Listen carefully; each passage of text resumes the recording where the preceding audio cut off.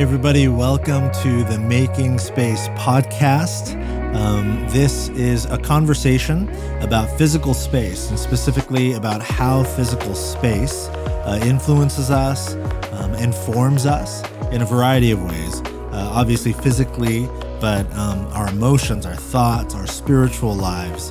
And we're talking about physical space in the church, and we're talking about physical space outside of the church. And I am one of your hosts, Jay Kim, and I'm here with my dear friend and co-host and really, truly a Renaissance man on an international level, my good friend, Benjamin Wendell.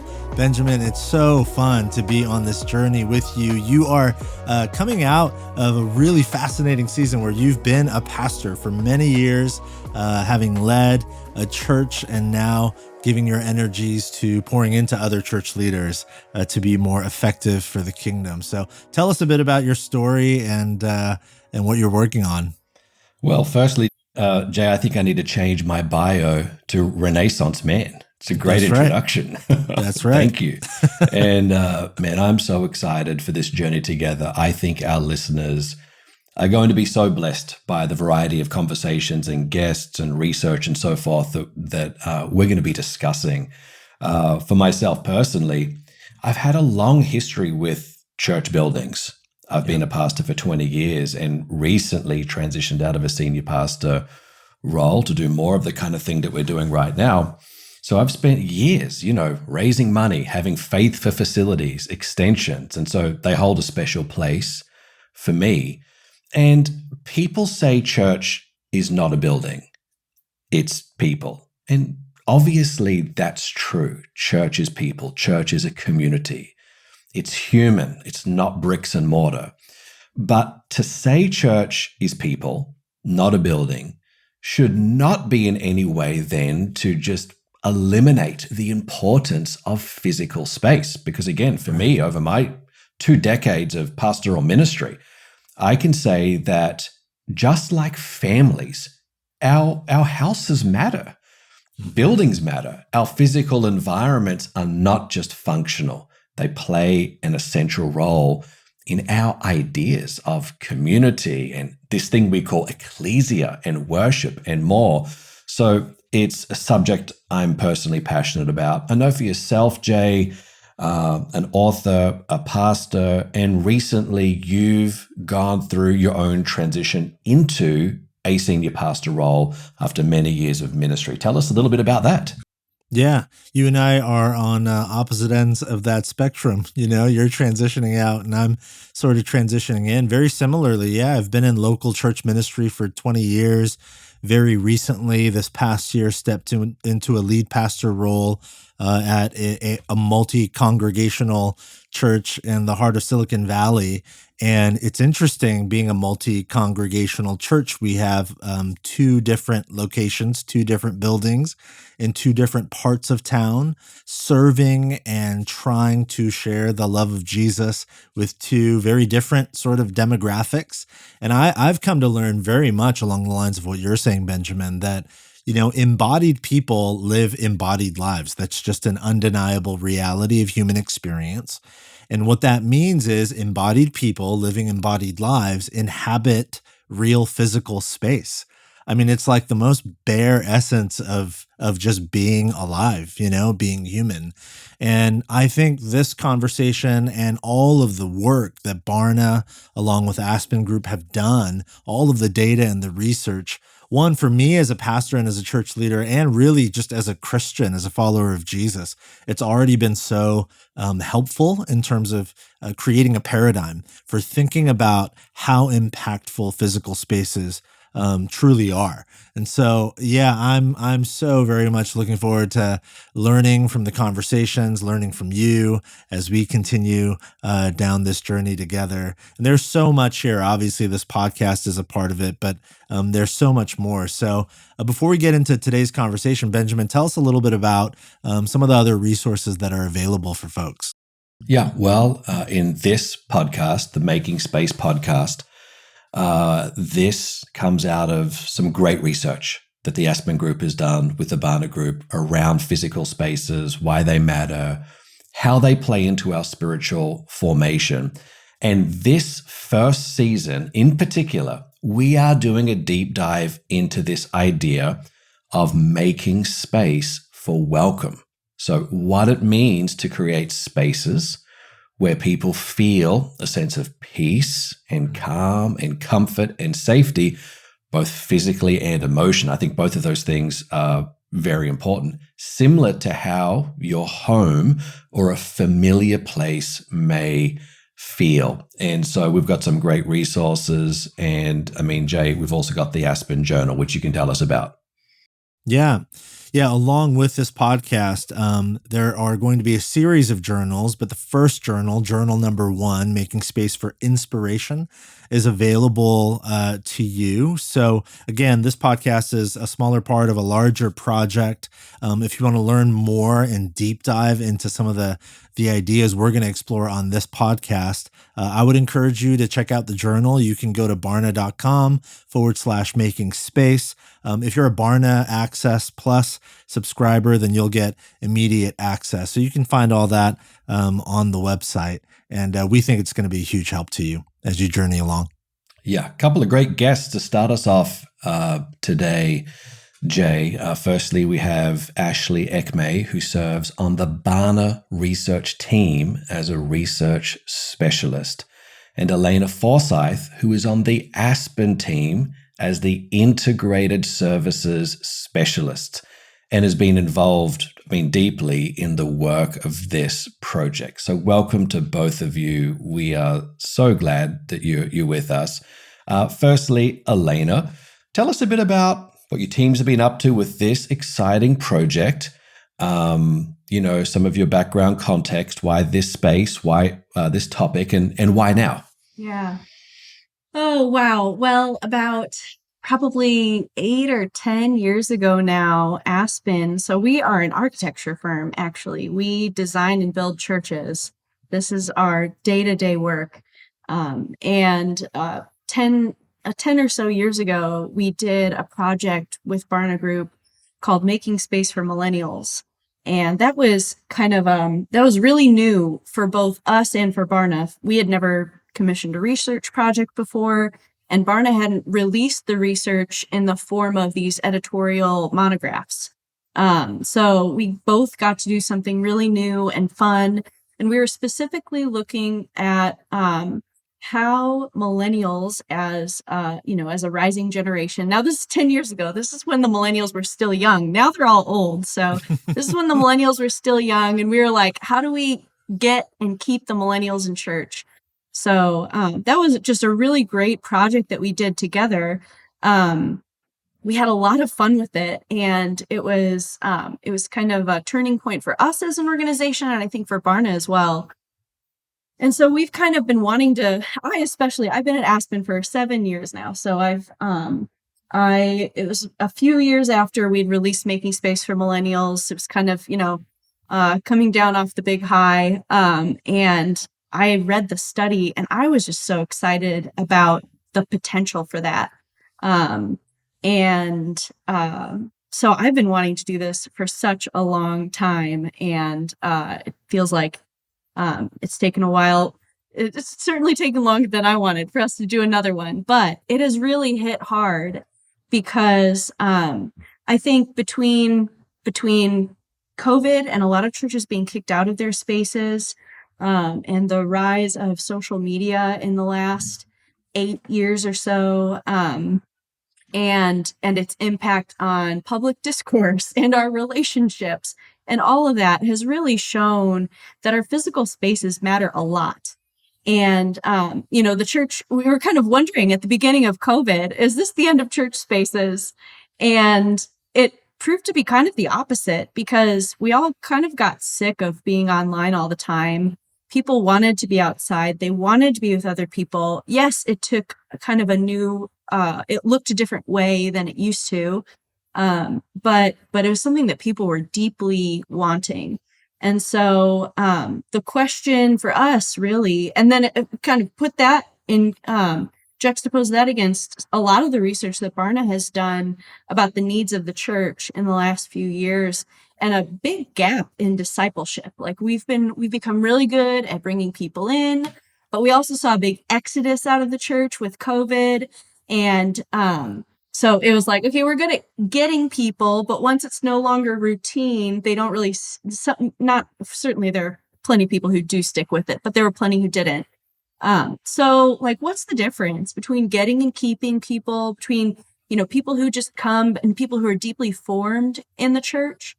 And I deeply believe that that our physical spaces, that our material world has a huge impact on that.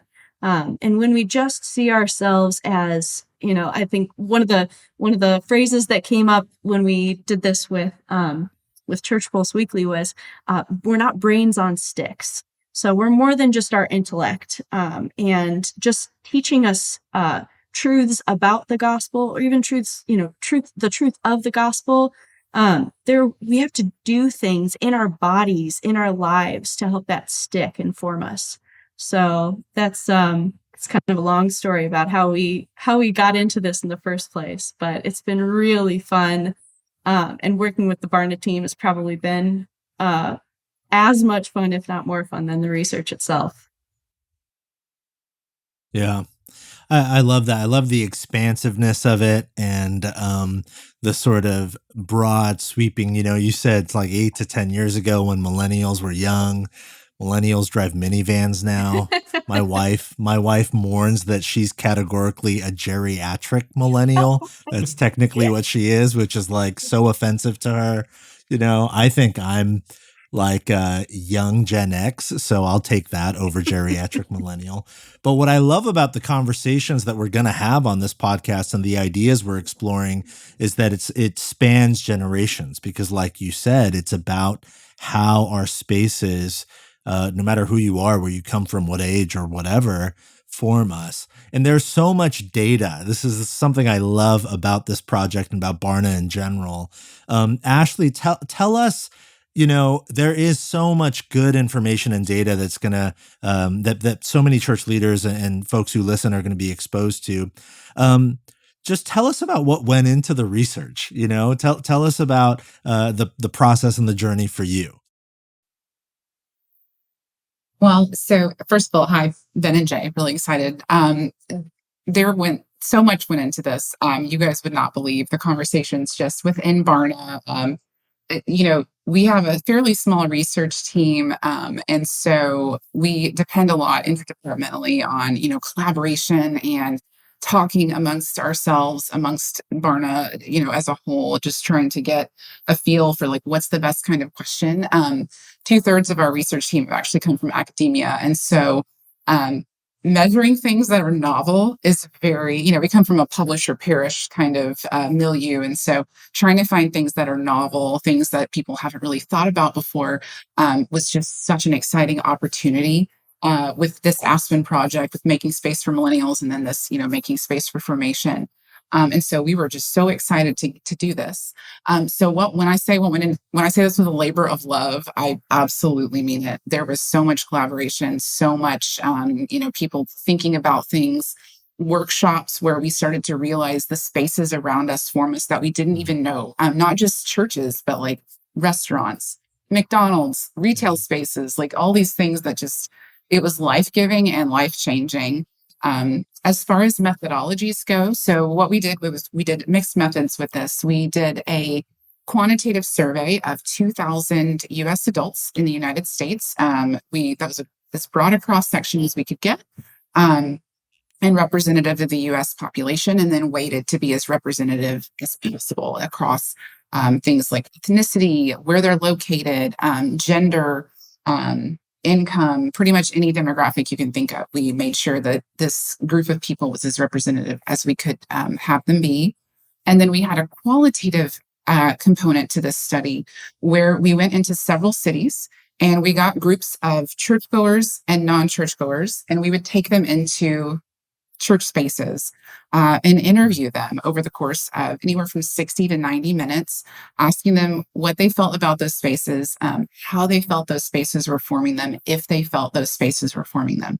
The cities that we went into were Atlanta, Chicago, and Durham. In Chicago and Durham, we just did groups of churched and unchurched people. But in Atlanta, we had the privilege of being able to take three pastors from three separate churches, and we were able to have them all as one group go into each of their three respective churches.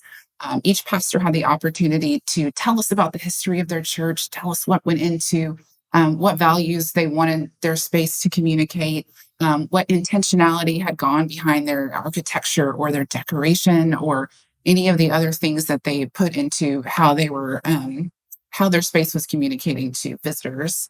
And we took them into each of the respective spaces. Each pastor got to hear what other pastors said about their own spaces. And we tried to pick as broad a variety as we could. So we had a very, very old, very established UMC cathedral. We had a church that was newer, about 700 members, very, very modern, met in a space that was multi-purpose, like a coffee shop.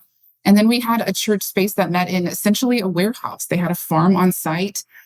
This was a very multi-purpose space that they used to bring in people from the community who could act in community with each other in a very like communal space that they could all take ownership of. And these three pastors were coming from such different perspectives, such different backgrounds, but they were able to talk and collaborate and see how those spaces were forming their own congregants, what intention they had behind that.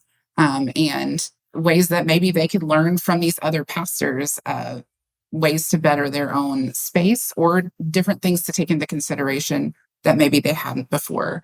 And we just, across the quantitative survey of 2,000 people and across our qualitative methods, we found so much good insights. I mean, just from the first couple of hours of being with the first couple of qualitative focus groups, we got some incredible insights that no one at Barna and no one at Aspen had even thought of before. I mean, just we would spend hours after each group talking about the things that we just had blown our minds, things we'd never considered.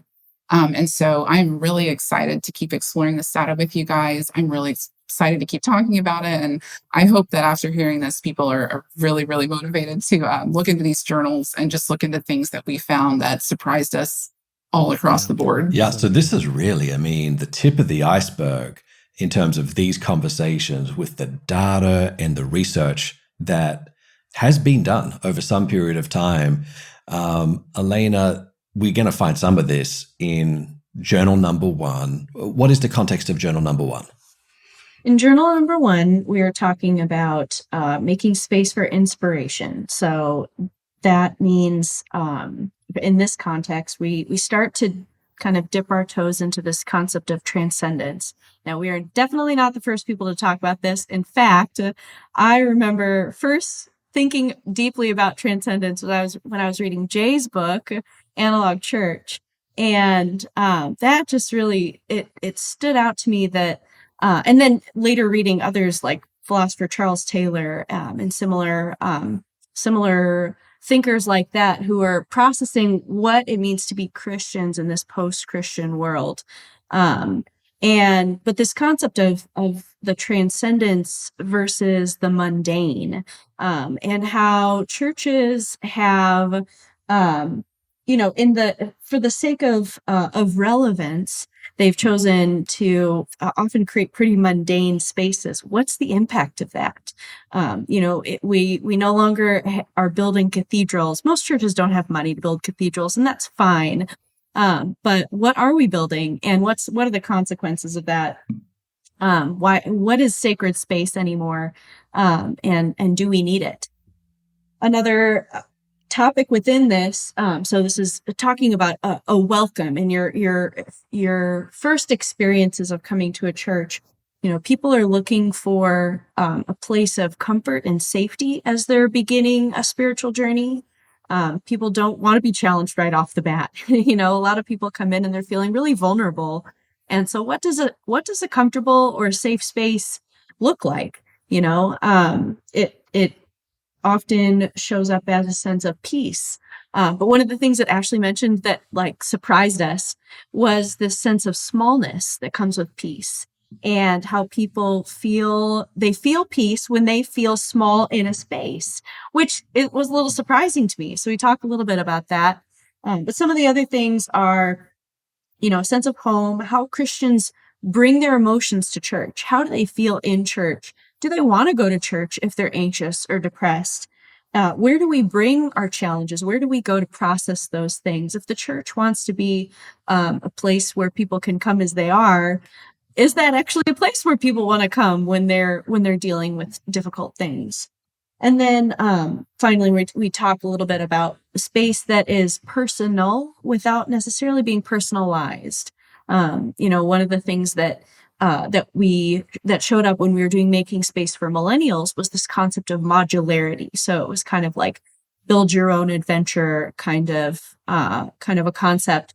But the flip side of that is that it's really overwhelming when you are the one making all the decisions. So something that's completely personalized can also cut us off from other people. So if my experience is completely personalized for me, it's very likely, just like with social media, if my news feed is just curated to suit all of my interests, then there are probably some aspects of reality that I'm not actually hitting. So, but we all still deeply want something that's personal, that responds to who we are as people. So those are some of the concepts that we hit: transcendence, comfort, a sense of home, how we bring our emotions into a space, and then what does it mean for space to be personal? Yeah. Yeah, you're hinting at so much good stuff that that people are going to be able to access. Um Ashley, tell us, I mean, there was so much here, so much from this project. Tell us some of the top things that we learned. Elena already hit on several fascinating things, but for you, what were some of the top findings from this project so far? So, one of the things we found, and this just echoing what Elena said, when it comes to spaces people consider transcendent, they want comfort, they want welcome, they want a space where they feel that they're safe to be vulnerable. And so, something that we found first and foremost, when it comes to visiting spaces that are transcendent, not a lot of adults in the US say that they regularly visit a space that they do consider transcendent. Only about 3 in 10 say that they regularly do. Um, Among Christians, some of the top places they consider to be transcendent are, unsurprisingly, religious spaces. So, Christian churches, about 80% of Christians said that. Cathedrals, 66% of Christians said that.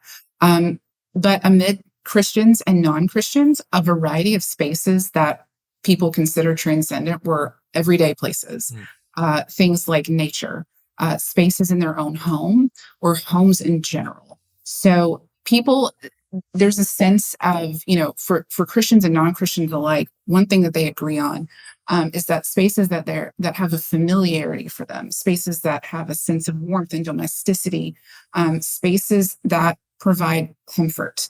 Um, we also asked adults what makes a space transcendent, and most of the top responses were things like a sense of peace or calm.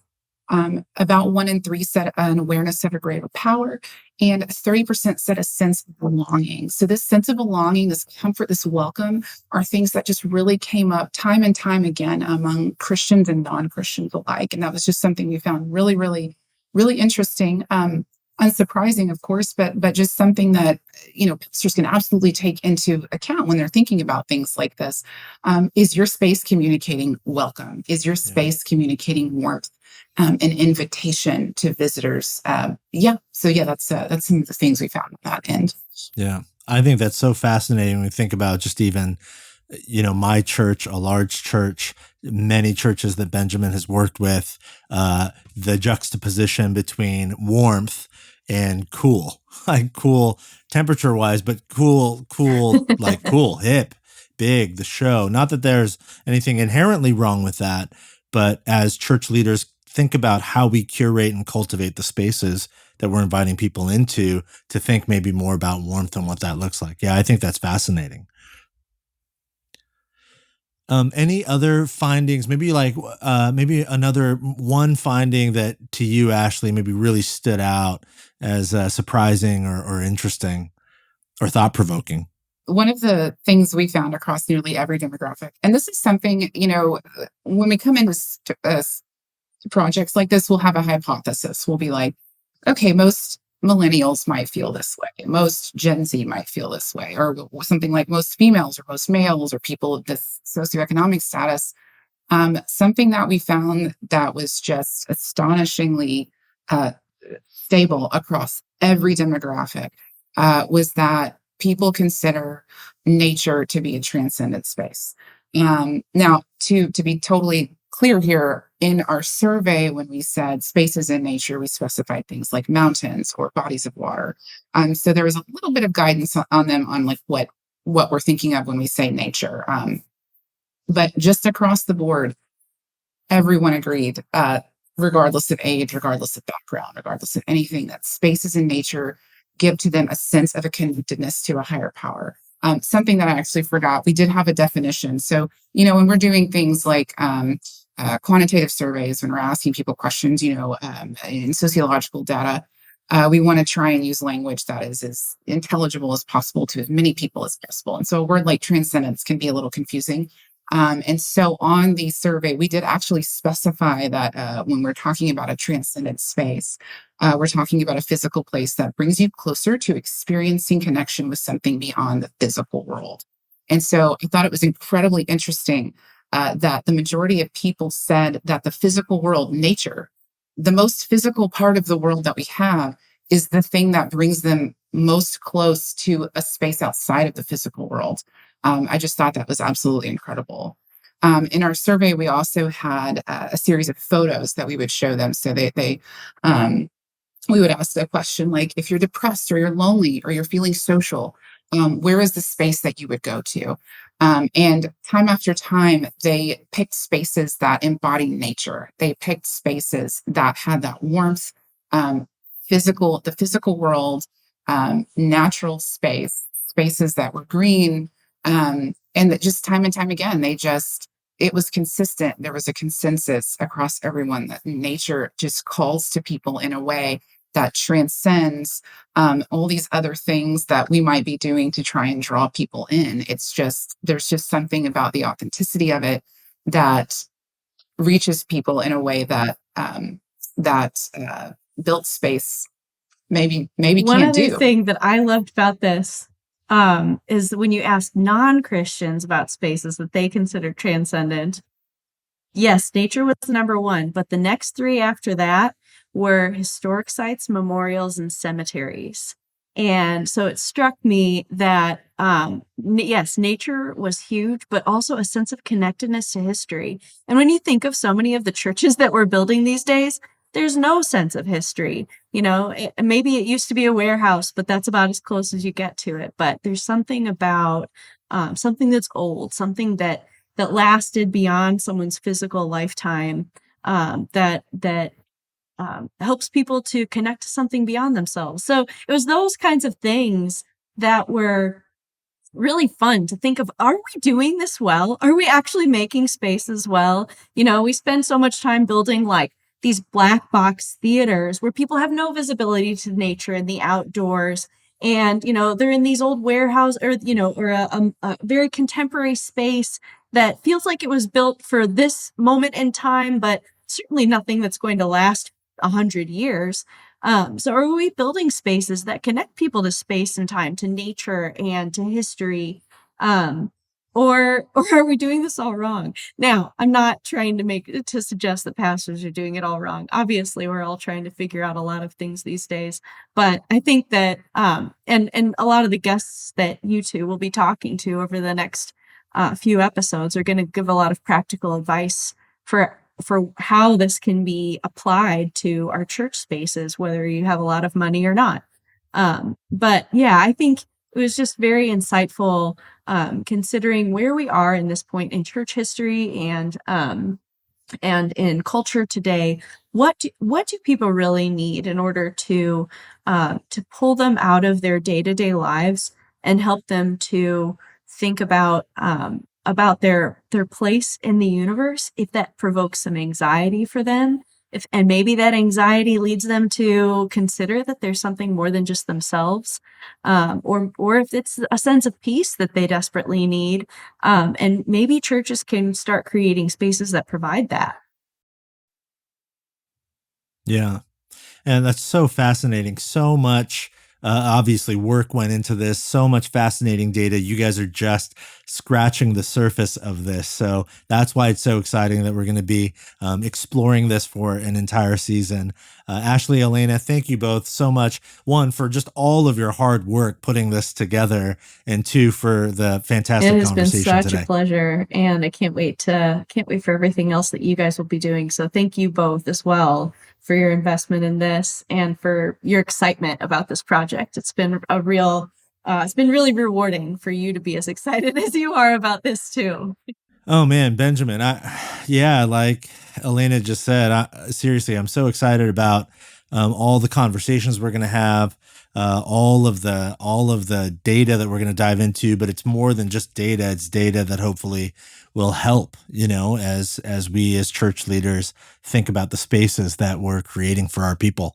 Yeah, I think it absolutely will help, and it's one of the great things about this season ahead is this marriage between, you can clearly see the data, the research, and then we've got a whole lot of, a variety of guests from different backgrounds, but it's going to have a practical expression to it. We're going to hear from pastors and authors and thought leaders from diverse backgrounds. And so if you're a pastor and a leader, all of us, a part of our expression involves facilities and buildings. I think this season is going to help in some really practical ways. Yeah, we're going to be talking to people like Tish Harrison Warren, Daniel Grothy at New Life, AJ Swoboda up in the Pacific Northwest. Maybe some folks who church leaders may not be familiar with, but their work is having tremendous impact. Jonathan Schaefer, who's done a ton of work with Nike and now Meta. Liz Laird, who's actually specifically at that intersection of cities and churches. So many great conversations about nature, how to be rooted in a place, specific dialogue about historic buildings and transcendence. And like you said, Benjamin, about, how do you make changes on a budget? Or if you have no budget, how do you incorporate your church community? It's going to be both practical and inspiring and informative. And really, for me, I hope it'll be really formative for churches and church leaders.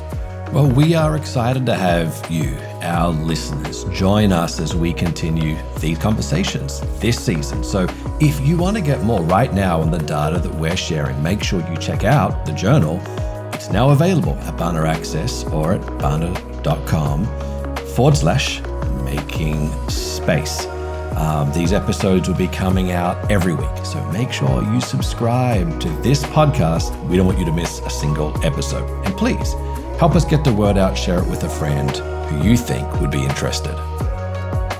Yeah. Thank you so much for listening, for joining us on this journey. We're really excited about it, and we'll talk to all of you really soon.